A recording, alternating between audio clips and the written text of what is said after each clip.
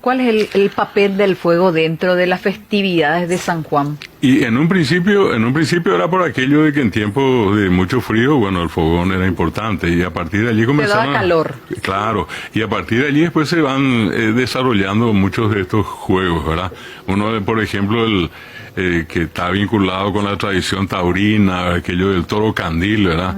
Que también tiene los cuernos con fuego, ¿verdad? Y que normalmente sale, la gente corre y en el correr se arma allí la algarabía, el bullicio. Bueno, y eso se va a sumar después, por ejemplo, el Tatahari Yehazá, que son las brasas, ¿verdad? Que en origen eran brasas que tenían una extensión de 3 metros. No las de ahora que son de 1,5 metros, 1 metro. Pero ahí se da como una cuestión religiosa, profesor, porque Sí. Supuestamente dicen que con mucha fe y solamente Claro. los puros pueden pasar. Los pies callosos de los paraguayos de campo que normalmente tenían un poquitito más de, digamos, de espesor en el pie y eso hacía que sientan menos calor.